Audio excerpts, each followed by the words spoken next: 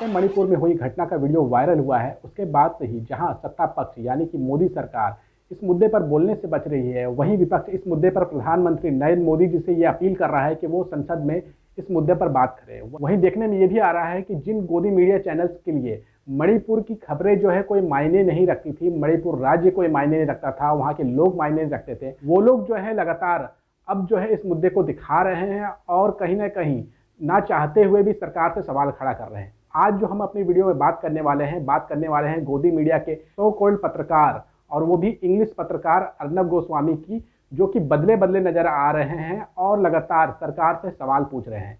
अर्नब गोस्वामी क्यों बदले बदले नजर आ रहे हैं, क्यों गोदी मीडिया चैनल के कई एंकर की धीरे धीरे बोलचाल बदल रही है, वो हम आपको आगे बताएंगे। लेकिन आप पहले देख लीजिए कि अर्नब गोस्वामी ने कैसे भारतीय जनता पार्टी के नेताओं से तीखे सवाल किए हैं और ये 9 सालों के बाद अर्नब गोस्वामी के मुंह से निकला है।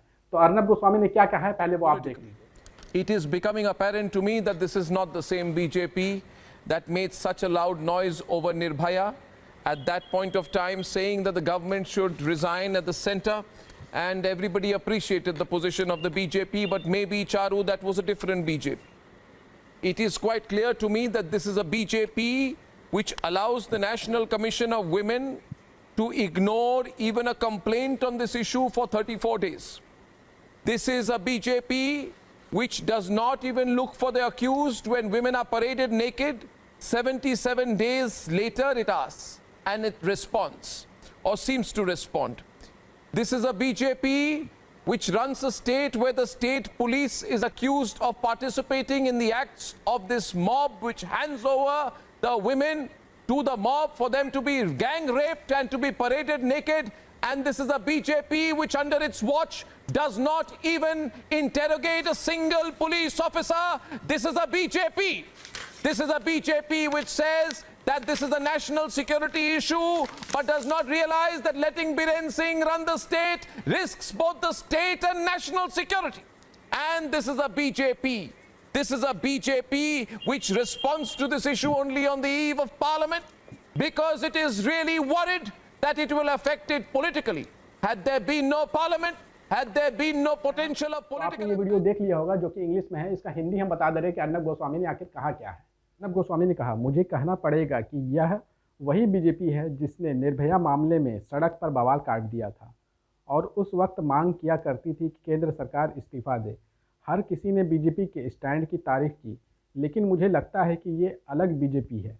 मेरी नज़र में बिल्कुल साफ है कि यह बीजेपी जिसने महिला आयोग को अनुमति दी कि 34 दिनों तक इसी मुद्दे पर शिकायत दर्ज करने की अनदेखी की जाए, यह बीजेपी है। जिस सरकार में महिलाओं को निर्वस्त्र परेड कराई गई और रिस्पांस देने में 77 दिन लग गए, यह बीजेपी है जिसकी सरकार में पुलिस ने महिलाओं को भेड़िए दरिंदों के हाथ में सौंप दिया, वह भी नंगी परेड कराई गई।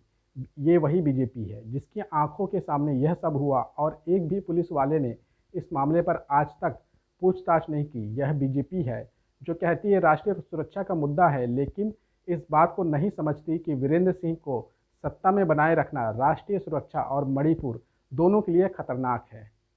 अब जाकर संसद सत्र का टाइम आ गया है तो बीजेपी राजनीतिक नुकसान होता दिखाई दिया तो पहली बार इस मुद्दे पर बयान दिया। अगर राजनीति शर्मिंदगी की नौबत नहीं आती तो शायद आज तक कोई एक्शन नहीं होता। अगर आप गंभीर हैं मणिपुर के मामले में तो मणिपुर में राष्ट्रपति शासन लगाई जाए, यह आपकी गंभीरता की परीक्षा है। तो ये बात जो है अर्नब गोस्वामी कहते हुए नजर आ रहे हैं और ताज्जुब हो रहा हो कि अर्नब गोस्वामी ये बात बोल रहे हैं। कई लोग तो ये सवाल उठा रहे हैं कहीं अर्नब गोस्वामी के अंदर रवीश कुमार की आत्मा तो नहीं आ गई, जो कि अर्नब गोस्वामी जो है बदले बदले नजर आ रहे हैं।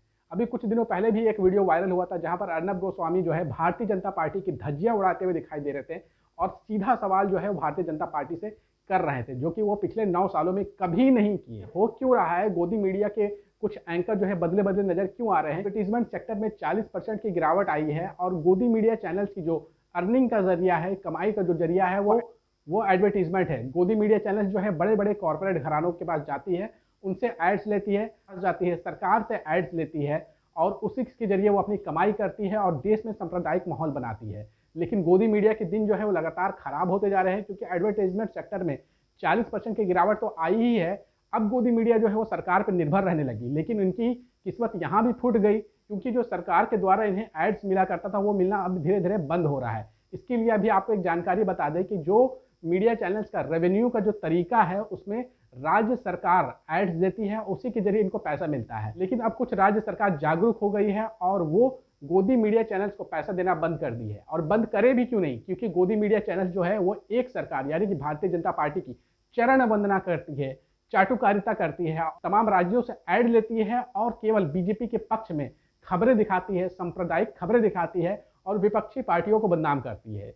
लेकिन जैसा कि आप जानते हैं कि ज़्यादातर राज्यों में अब विपक्षी पार्टियों की सरकार है, या फिर आने वाले समय में ज़्यादातर राज्यों में आपको विपक्षी पार्टियों की सरकार देखने को मिलेगी, जिसके बाद से गोदी मीडिया काफ़ी ज़्यादा परेशान है और वो विपक्षी पार्टियों के कई राजनेताओं से संपर्क साधने की कोशिश कर रहा है, चाहे वो ममता बनर्जी हो, चाहे वो हेमंत सोरेन हो, चाहे नीतीश कुमार हो, या फिर तमिलनाडु के मुख्यमंत्री MK स्टालिन हो। लेकिन कोई भी इन्हें भाव नहीं दे रहा है और भाव ना देने का सबसे बड़ा रीज़न यही है क्योंकि ये एक तरफा खबर चलाते हैं। प्रचार जो है सभी राज्यों से लेते हैं, लेकिन खबरें जो है एक पार्टी के पक्ष में दिखाया करते हैं, जिसके वजह से इन्हें जो है काफ़ी ज़्यादा नुकसान हो रहा है। और जो विपक्षी पार्टियों के जो मुख्यमंत्री हैं, वहाँ की सरकारें हैं, को जरा भी भाव देने के लिए तैयार नहीं है, जिसका असर देखने को मिल रहा है कि गोदी मीडिया चैनल काफ़ी ज़्यादा परेशान हो गई है। उनके कई पत्रकारों की नौकरियां चली गई है, वो बड़ी पैमाने पर छटनी कर रहे हैं। कई गोदी मीडिया चैनल बर्बाद भी हो गए हैं, बंद हो गए हैं। लेकिन कुछ जो बड़े बड़े अभी गोदी मीडिया चैनल्स आपको नजर आ रहे हैं, वो अब जो है धीरे धीरे बैलेंस करने की तैयारी कर रहे हैं। इसलिए कुछ गोदी एंकर जो है वो बदले बदले नजर आ रहे हैं और इसकी शुरुआत जो है अर्नब गोस्वामी ने की है। अर्नब गोस्वामी जो बदले हुए नजर आ रहे हैं, उसकी सबसे बड़ी वजह यही है कि उनकी अर्निंग में कमी हो गई है और भारतीय जनता पार्टी जो इन्हें पैसा दिया करती थी एड्स के रूप में, वो भी अब इनको भाव नहीं दे रही है, क्योंकि अब भारतीय जनता पार्टी भी समझ गई है कि इन चैनल्स की क्रेडिबिलिटी खत्म हो गई है, जिसके बाद से इनके पास दर्शक नहीं है, इनके चैनलों पे व्यू नहीं आते हैं, कोई इनका चैनलों को देख नहीं रहा है।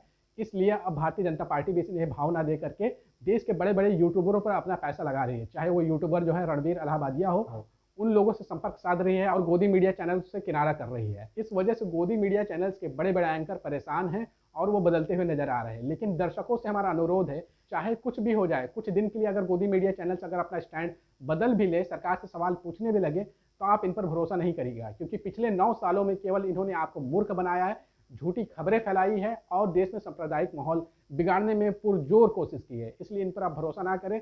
सोशल मीडिया पर आप जो चैनल देखते हैं उसी को देखें, क्योंकि सोशल मीडिया ही धीरे धीरे मेन स्ट्रीम मीडिया बनता जा रहा है। तो यही वजह थी कि अर्नब गोस्वामी जो है बदले बदले नजर आ रहे हैं। हालांकि कई लोग कह रहे हैं कि रवीश कुमार की आत्मा इनके अंदर आ गई है, लेकिन मैं इससे सहमत नहीं हूँ। रवीश कुमार के जूते में लगे हुए मिट्टी के बराबर भी नहीं है गोदी मीडिया चैनल्स और उनके गोदी गिद्ध एंकर।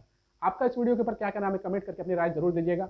अगर आपको ये वीडियो अच्छी लगी है तो अपने साथियों के बीच में ज़्यादा से ज़्यादा शेयर करिएगा।